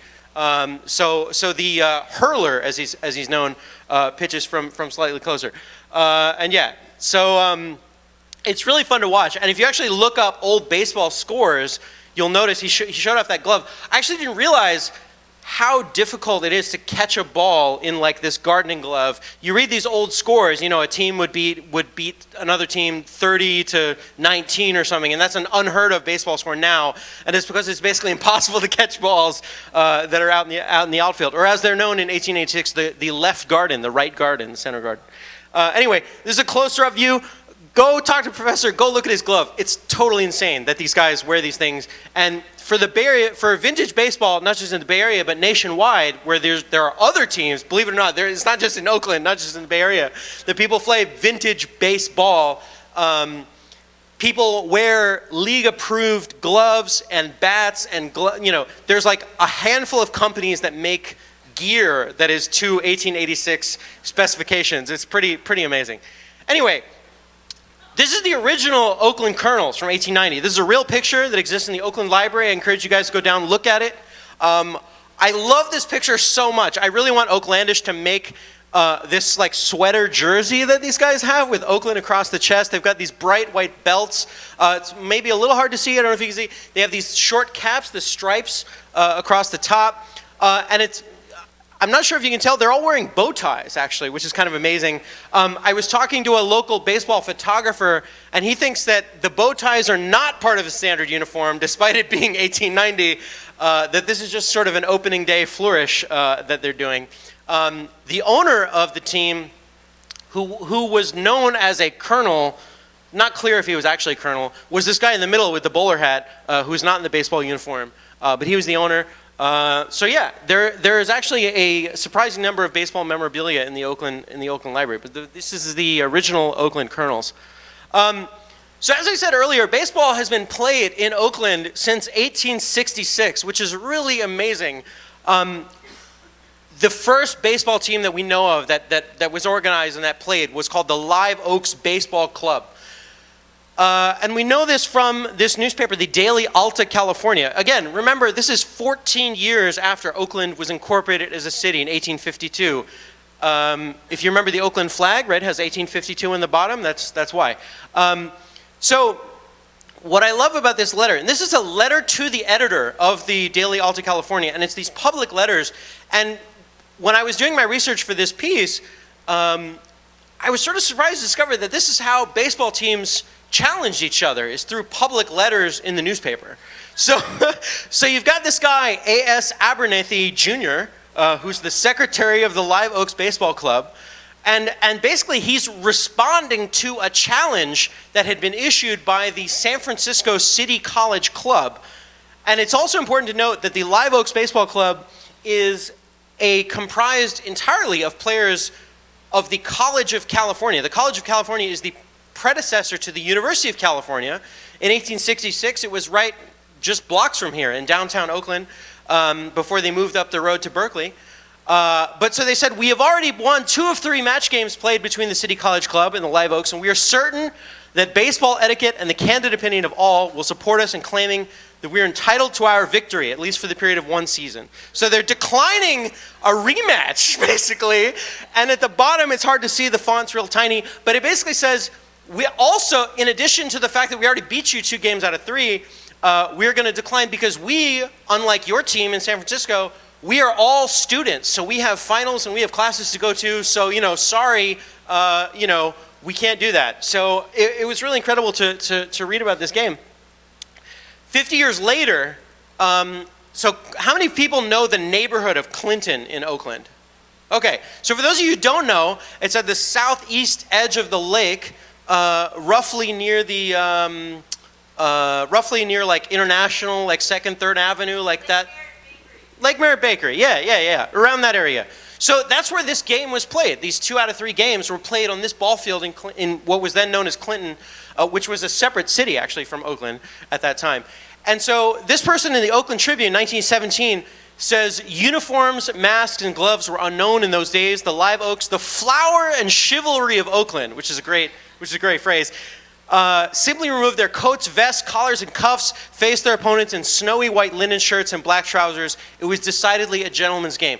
I don't know what baseball was like in 1866, but based on what the folks from the Colonels wear, I would imagine that it was their predecessors. They don't have uniforms. They barely have gloves. Maybe they have gloves. I don't know.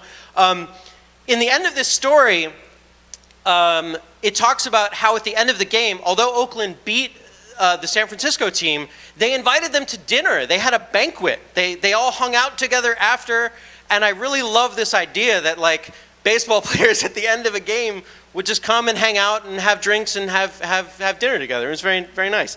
But yeah, this person named Lynn Palmer, I don't exactly know who that is, but this is in the archives in the Oakland Library that I turned up of remembering kind of what it was like at that time. So in the turn of the century, 1899, 1900, we have a team called the Oakland Dudes, which is amazing. This picture comes from a collection of a guy named Doug Williams, who's a professional baseball card photographer out of Berkeley. He was, especially in the 70s and 80s, he was a baseball card photographer for the Topps baseball card company. Anybody collect baseball cards out there like me? Okay, few people. So Doug Williams actually has one of the largest baseball collections, especially here in the East Bay, of these old photographs, baseball cards, a few of which we'll see tonight. This was also the same club a couple years later, the Oakland Dudes. They were also known as the Oakland Commuters. I don't know exactly why. But they have these, I love these old uniforms. They got the stripes, they got this Oakland across the chest. They look fantastic. In 1903 is the development of something called the Pacific Coast League. So of course today we have the Oakland A's. Yeah, the Seals, San Francisco Seals, were one of those teams that played in the Pacific Coast League. So in the early 20th century, as baseball is really starting to get organized in the Midwest and the East Coast, out here we have something called the Pacific Coast League. So our team was the Oakland Oaks, played in 1903. Some Oaks fans in the house, I guess. They were also known as the Acorns, oak trees, acorns. So the Oakland Oaks played out here, actually in Emeryville. They played just over on, I believe it was 40th and San Pablo, roughly around where the Oaks Card Club is today, if anybody goes and plays cards over there. That was where the original, or one of the ballparks that they played at was. But this is the Oakland Oaks of 1911. The Oakland Oaks really struggled, actually, as a ball club. They played a few games over in San Francisco because they couldn't get enough fans over here. So they played actually a number of their home games over across the bay. And again, they have these great uniforms, this big O across the chest, the big belt, the high socks, the stirrups, all that stuff. In 1916, the Oakland Oaks tried something a little bit different. They were really, again, struggling fan-wise. Whoa! I don't know what happened there. Hope everyone's okay. So in the early 20th century, we're talking about baseball cards. Baseball cards go back a long way. Go back probably a century or more. We had tobacco cards back in the early 20th century. On the left-hand side, we have a player by the name of Jimmy Claxton. Jimmy Claxton played for the Oakland Oaks for a week. And he was the first player in the 20th century to play, first African-American baseball player to play in organized baseball in America in the 20th century. And he played in Oakland for a week for the Oakland Oaks. And he happened to be photographed by the Z-Nut baseball card company, tobacco baseball card company. So these are tiny cards. These are like, yay big, really small, about half the size, maybe half the size of a regular contemporary baseball card. Jimmy Claxton was originally passed off as Native American. He was born in Canada. He came down through the Pacific Northwest and played in Oakland. And I just wanted to read a little bit. He didn't, like I said, he only was on the team for a week. The newspaper, the San Francisco Call, reported on a game that he pitched, and it said the Redskin they thought he was Native American. The Redskin has a nice wind-up and a frightened look on his face, but not quite enough stuff to bother L.A. He lasted 2 innings. However, he may do better in the future. The problem is that his birth certificate said that he was born to a colored man, and so the team, unfortunately, kicked him off. He was booted from the team. So he only lasted a week, but that's a sad note, obviously, in the history of Oakland baseball. But I think it's pretty exciting that we did have somebody who was, breaking down barriers and was, doing pretty well playing here in Oakland 100 years ago. Okay, so in the 1920s, you had the Oakland Oaks playing here. In the 1920s, you had another team here in Oakland known as the Hwasong Athletic Club. How many of you guys have ever been out to the, what is it, on 10th and, 10th and Alice, the Chinese junk playground ship next to Franklin Elementary School? Yeah, a few folks? Okay, so that playground was built by what is now known as the Hwasong Service Club. It started way back in the 20s as the Hwasong Athletic Club. There were these Chinese American dudes, very, very nice looking uniforms, very nice looking gentlemen, playing baseball here in Oakland. In the 20s, as you probably would have imagined, Oakland, as was true, unfortunately, in many parts of America, was very segregated. And so a lot of Chinese Americans decided that, because they couldn't play with other squads, they just formed their own. So they formed their own Hwasong Athletic Club, and they toured regionally. They played in Sacramento, in the Central Valley, other parts of the Bay Area. One of the stars of Hwasong, who grew up right here in Oakland, was this guy by the name of Lee Gum Hong, but that actually wasn't his name. His real name was Albert Bowen, B-O-W-E-N. He was Chinese American. He went to Oakland High School. He was class of 29. And he's sitting, I'm pretty sure, right here, second from the left, right here. And it's really interesting because he came up with Hwasong. These guys played. He played with his relatives, a couple of brothers, some other relatives. And in the so we talked a little bit a moment ago about the Oakland Oaks, the Pacific Coast League. So we had the Oakland Oaks, San Francisco Seals. Up in Sacramento, they had another team called the Sacramento Solons, which is a weird word I didn't know before. Solons, what's that? Yeah, lawmakers, Solons, senators, Sacramento, lawmaking, whatever. So that's what they did. So there was a team called the Sacramento Solons that was part of the Pacific Coast League, and in 1936, it was pretty incredible. Look at my notes here. 1932 actually. 1932, the Sacramento Solons signed a player by the name of Kenzo Nishida. He was Japanese American. They'd picked him up. He played in what was called the Nisei Leagues. These were the second generation Japanese Americans in Central California, Fresno, Modesto, places like that. Kenzo Nishida, they signed to Sacramento as a way to sort of gin up. If you've ever been to a minor league baseball game, San Jose Giants, Modesto Nuts, Sacramento River Cats, you probably know they do like kind of goofy, promo nights and stuff. This is not a new thing. This goes way back to the 30s when they just signed a Japanese American pitcher as a way to draw Japanese American and Asian fans to the game. So Sacramento signs Kenzo Nishida. Oakland in the 30s decides that they want to sign their own Asian pitcher. They want to sign Al Bowen, and they give him the name, or I don't know if it was his family name that most people didn't know him as, is Lee Gum Hong. So they pit these two pitchers against each other, Kenzo Nishida and Lee Gum Hong, which is sort of amazing. In 1932, in the middle of the Depression, here in Oakland, you have these two pitchers going at it. Lee Gum Hong, also known as Albert Bowen from the Oakland Oaks, against Kenzo Nishida of Sacramento. Bowen won one game, Nishida won the other game. Al Bowen was a huge, relatively for a baseball player. He was 6'2". He was a fireballer. He was a power pitcher. Whereas Kenzo Nishida was like a shorter guy. He was, I think, 5'9", 5'10". They said he weighed 100 pounds soaking wet.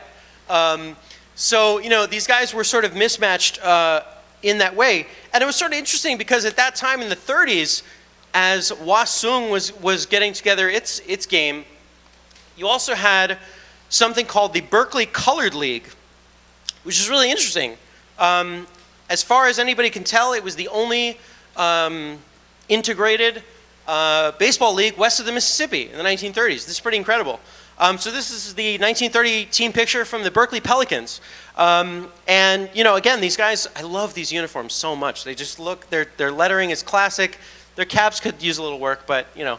But you've got, you know, this gentleman in the back left corner wearing a flat cap, not unlike the one I'm wearing right now.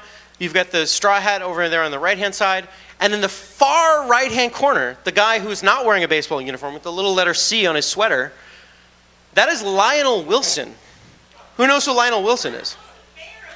Lionel Wilson, mayor of Oakland in the mid-'70s, first black mayor of Oakland in the '70s. That's Lionel Wilson right there. He at the time was known as Lefty Wilson. He was a power pitcher for the Berkeley Pelicans in the Berkeley Colored League, which again is pretty amazing.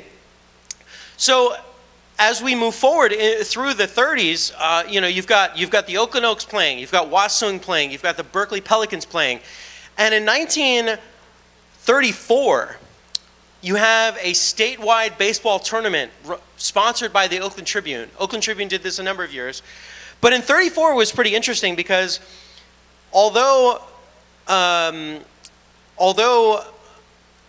Wilson was pitching for the Pelicans, they also decided, for whatever reason, to sign our old friend Al Bowen from the Wasung Athletic Club. So remember, this is 1934. This is an all-black team.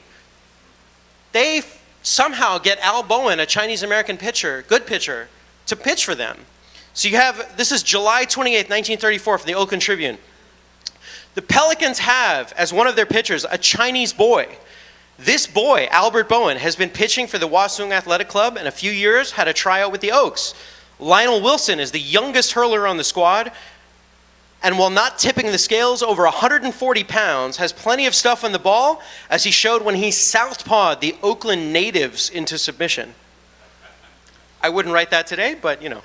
But it's kind of incredible to think about. Like, so you have teams that are marginally integrated. You have a league, the Berkeley Colored League. You have a black team playing against white teams, playing against Latino teams, playing against Wasung, playing against Asian teams.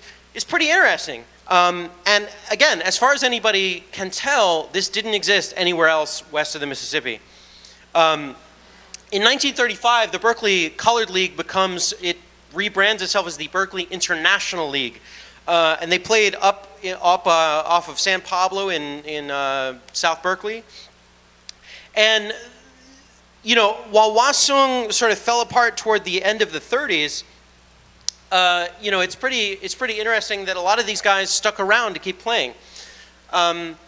So here we go. So in the 1940s, by the time we get to the 40s, is for those of you who know anything about baseball history, of course, you know, we talk a little bit about the Pacific Coast League. The major leagues are playing in, you know, Cleveland, Chicago, Boston, right? You've got, you know, legendary teams, the Cleveland Indians, the Boston Red Sox, the New York Yankees, of course.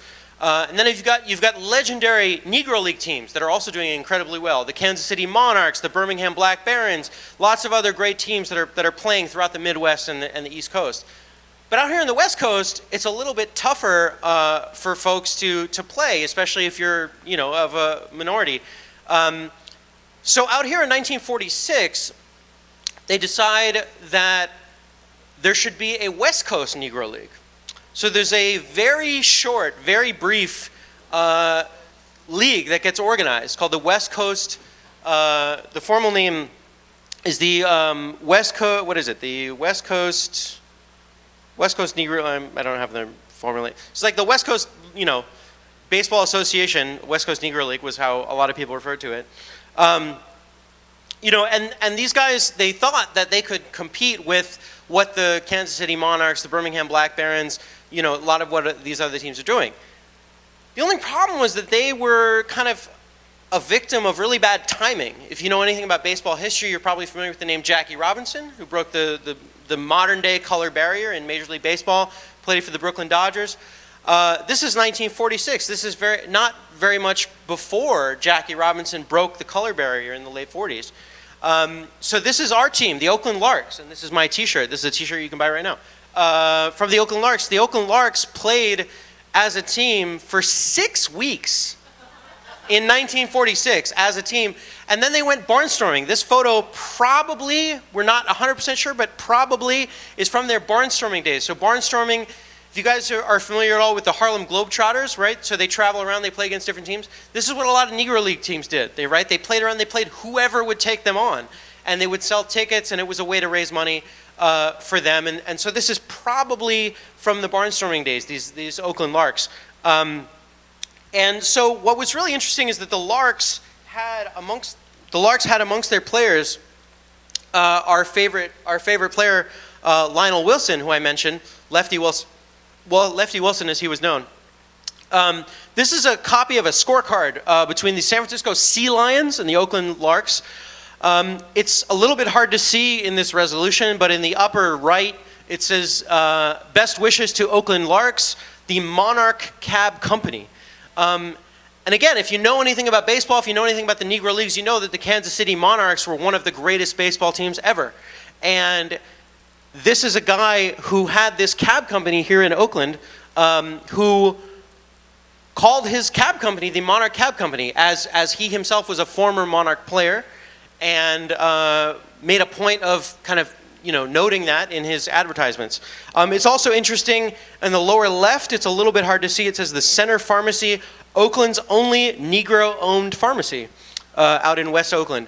So you have a lot of black businesses really advertising to other black baseball fans, other folks that are coming out to see these teams. And this is pretty incredible thing that this untouched scorecard. As I said, they went on barnstorming for a little while afterwards. This is a handwritten press release. These sit right now in the Oakland Library archives. These are handwritten notes of different players trying to, again, they're taking these teams on the road into 46 and 47, trying to encourage people to come out and watch them play. Lefty Wilson down there at the bottom is described as a young left-hander with great prospects. Didn't mention his political prospects, but he was a very good pitcher. Something that I actually just learned very recently was, so if you look in the middle, there's a guy by the name of Smiley Clinton. He's a veteran catcher. No, sorry, is that right? Yeah, that's right. Okay, veteran catcher, 300 hitter. Smiley Clinton, or Clayton, I think it says. Smiley Clayton. There's a blog that I recently discovered while I was doing research for this that's called the Shadow Ball Express, if you're interested in kind of the lesser-known baseball history. Smiley Clayton went on, he played basketball, he played football, he played baseball. He went on to become a boxing referee and actually was the referee for the Thrilla in Manila fight with Muhammad Ali, was this guy, Smiley Clayton right here.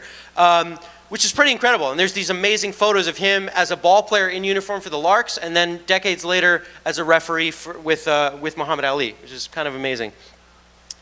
So Lionel Wilson, yeah. This is Lionel Wilson in the 80s when he was mayor.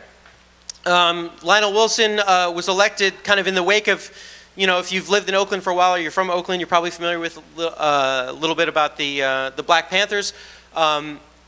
And Lionel Wilson was really supported by a lot of folks in the black community in Oakland, was elected mayor in the late 70s, and was a really big promoter of Oakland, was really pushed for to have more development in Oakland and so forth.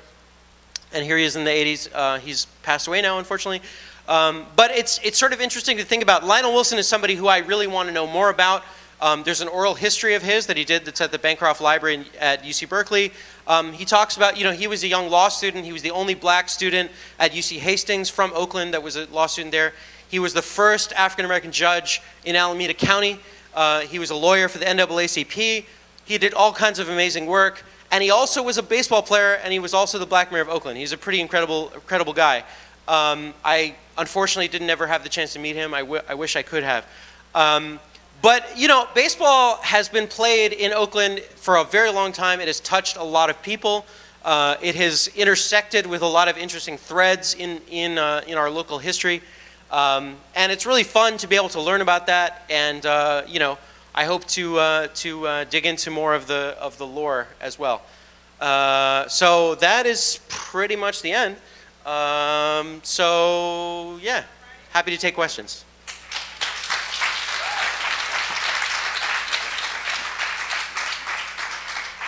I can't see anybody up here. I think there's a gentleman back here by the bar with a Ricky Henderson shirt.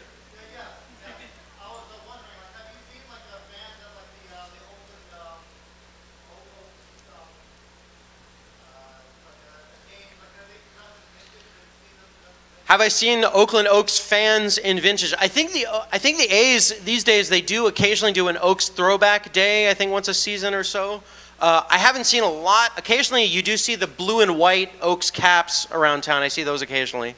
But not a lot. I feel like a lot of, the Oaks stopped playing in Oakland in 1955, so that was quite a long time ago. Yeah.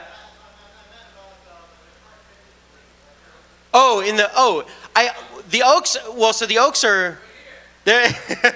We have the Colonels.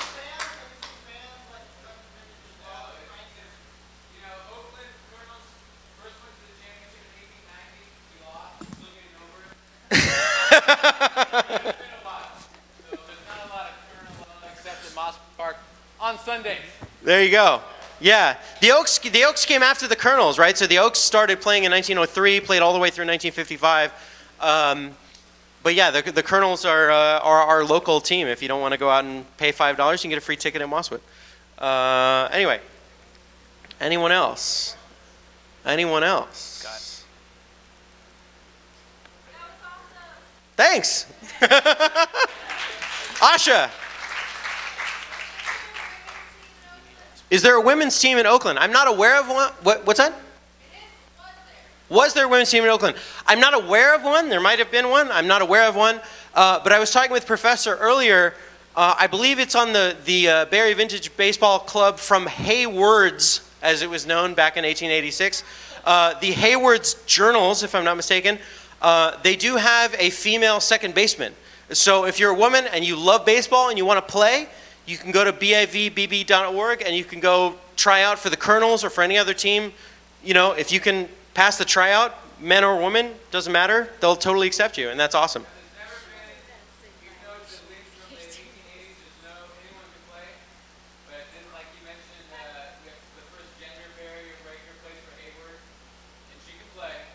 She's good. Yeah. Yeah. Yes, right up front.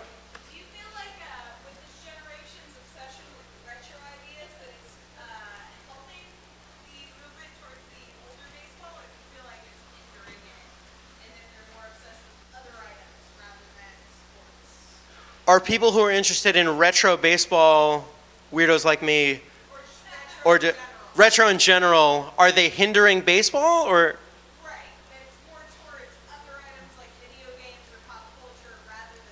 Is it more into video games or other pop culture? I mean, I think baseball, baseball has been played in America for 150 plus years. Baseball is not the most popular sport in America, right? I mean, we have NBA, the Warriors are great. We have football, we have NASCAR, we have all these other sports. And, I love baseball so much, but even I get bored, during long games. You have these pitchers who take ridiculous amounts of time, guys stepping out of the box. A baseball game takes 3 hours or more, right? It's just a lot of commitment. Baseball is not, because it's a different kind of game versus basketball. I genuinely think baseball is better on the radio. I really do think that. And a lot of people aren't kind of into that in the same way. So I think baseball it struggles, I think, to find new fans. It struggles to find younger fans. It struggles to find fans in, amongst communities that maybe hadn't historically been baseball fans. But I'm hopeful. I mean, baseball has been played for a very long time amongst lots of people from all over the country, from all over the world. You guys probably know baseball is very developed in Japan and South Korea and Taiwan. Some of those eSports guys earlier, maybe they're baseball fans too, hopefully. Baseball is really popular in Venezuela, in the Caribbean, Mexico, lots of other places. Not so much in Europe. The Dodgers, my favorite team, they opened up the season a couple years ago in Sydney, Australia. They're trying to develop new markets just like the NFL and other sports organizations. So I don't know. I hope baseball is being played, continues to be played for a long time. The A's are going to build a new stadium somewhere. Anyway, I think that's my time. Let's thank Cyrus. If you have last-minute questions for Cyrus, he'll be right up here. Let's thank all three of our speakers. Roland and Jenna were also amazing. So we always close the night with a calendar of awesome events happening in the Bay Area over the next month. Turns out that the Leaky Foundation is having baseball fever as well. So go listen about the science of baseball at Public Works. Good excuse to drink and learn. I also want to give a particular shout out to the Cocktail Robotics Challenge. Nerd Nite East Bay alum Will Fisher was like a 3-time champion there. We've had his bartending robot out a few times. I think he's going to be a judge this year. So go check out all the awesome robots. And of course, next month's show. So next month, last Monday of the month, we'll have a talk by Impossible Foods on manufacturing meat. So they make vegetarian burgers that bleed and taste like meat. We'll have a talk by Robin Spencer on women in the Black Panther movement. And we'll have another talk. And you might be the speaker. So email me, rick@nerdnite.com. Otherwise, you guys are going to learn about metallurgy from me. Until we announce the full lineup, tickets are only $5. So hit this link up. We're going to leave this up for the rest of the night. Have a good one. See you next month.